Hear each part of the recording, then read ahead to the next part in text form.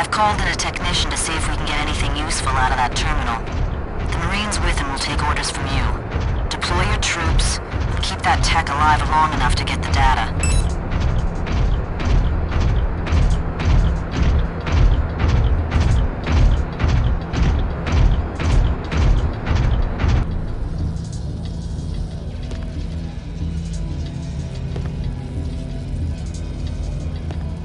Marine, Yes, sir.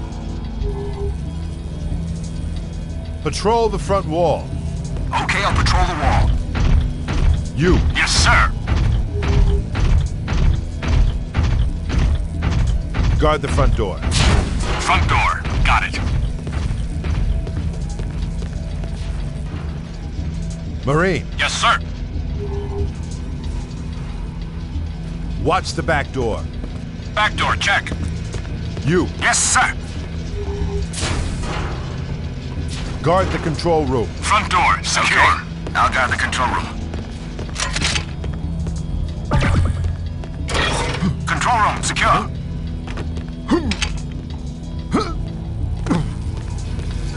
Done yet? Will you shut up already? How about Back door, I'm secure. working on it. How's it coming? Why don't you go kill something? Finished? Almost there. Can you hurry it up a bit? I'm dying out here.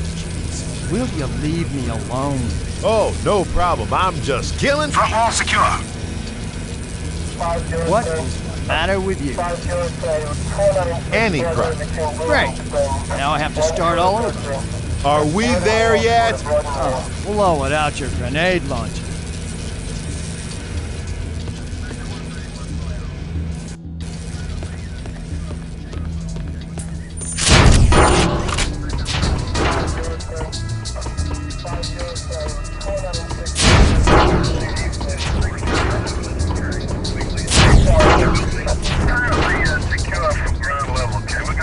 Incoming dropship. Looks like Izanagi Ghost Warriors.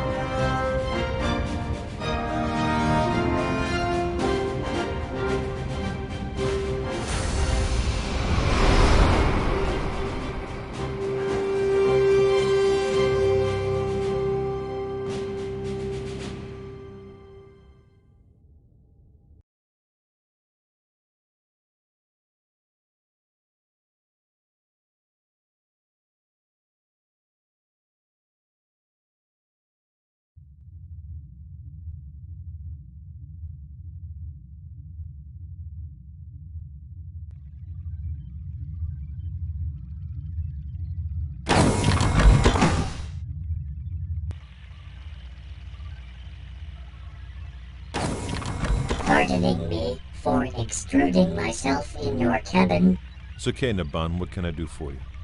I still do not understand why the hero of the Strider Wars is serving on this ship. You got a minute? I'll tell you. Ida was a child prodigy, a strategic genius. She was an international 3D chess master by the age of 10, and drafted by the Terran military before she was out of braces. About 10 years ago, at the height of the Strider Wars, things were going badly for us. We were outnumbered and outgunned. It seemed only a matter of time before we'd be wiped out. Ida turned it all around. On an out-of-the-way planet called Tycho, she created a sort of electronic Potemkin village, a massive underground complex of transmitters and antennas. She made it seem as if the Terran military had concentrated their headquarters and most of their forces there. The Striders went for it. They landed in full force, right above the transmitters. Our ships had been hiding behind Tycho's moon. They came out and nuked the planet into oblivion. It was a brilliant victory. Yeah, but it had a price. Tycho had hundreds of Terran colonists, innocents who couldn't be warned of Ida's plan. When she activated the transmitters, she signed their death warrants. But because they died, millions lived. She knows that. She made the choice, but she's never forgiven herself. As she grew older, she rebelled. She thinks the military made her a monster, and now she doesn't trust them or anyone else. You should tell her to trust you. It doesn't quite work that way.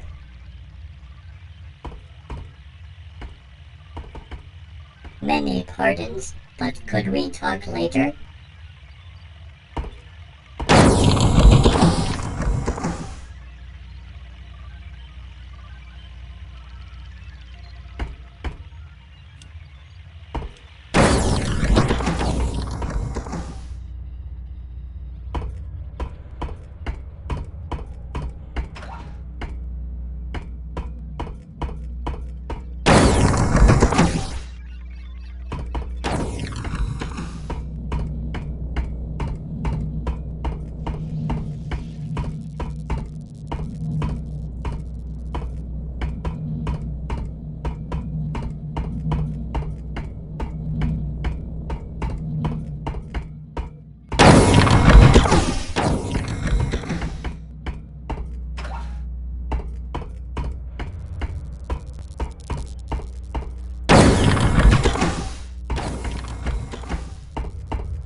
Get out of here, stupid animal.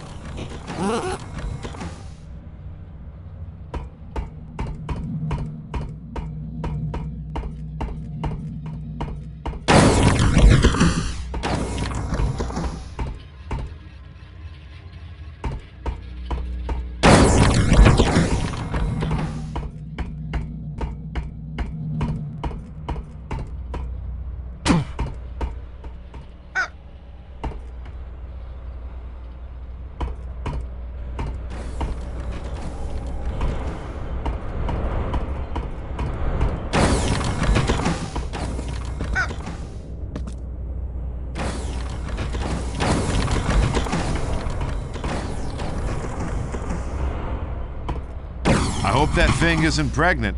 I hope that thing isn't pregnant. Hey, boss.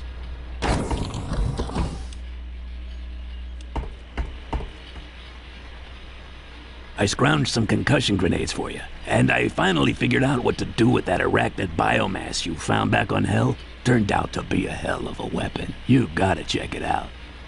Take your pick.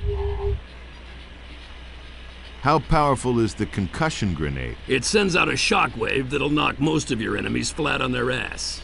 Pretty impressive blast radius, too. Anything else? You made a gun that shoots spiders? Oh, I had me some fun with this one. Turns out the arachnids you ran into on Hell have a really durable biomass. I loaded some into this ejaculator tube. Primary fire spits out a sac that'll spawn a bunch of little arachnids on your target. With alt fire, the sac will grow until it splits and a big sucker pops out and goes on the attack. What'll it be? See you later.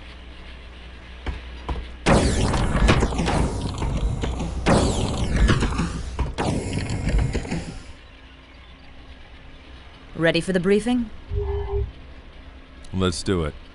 Both the Izanagi and Leandri have learned the location of our secret research lab on Janus. The Ghost Warriors are already on the ground and the Angels aren't far behind. Our top expert on the artifacts works at the lab. His name is Dr. Meyer. He's got 2 artifacts down there and he's in charge of the entire facility. Polaris is a huge base set on top of a cliff. It houses hundreds of scientists and vast quantities of equipment. It's one of the largest human-built installations in the sector. Most of the scientists have already gotten out, but Meyer is still in there. The terrain surrounding the facility is pretty bleak. Janus is a cold planet 6,000 miles in diameter, orbiting the weak K-type star Asgar. The only surviving species are hardy plants and animals that have adapted to the frozen landscape. Your mission is to recover both artifacts and make sure the Mercs don't capture Dr. Meyer.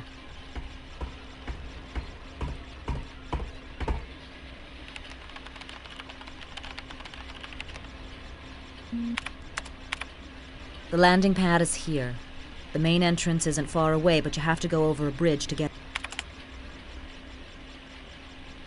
The Izanagi are already holding the bridge, so it's sure to be heavily fortified. Watch out, especially for snipers and turrets. Good luck, John. Was there something else? Isaac did pretty well back there on Caledon. He fixed the ship and nothing flat. And have you seen the work he's done on my weapons? I'd be dead now if it weren't for him. That's his job, John. You give him too much credit. And you don't give him enough. Maybe.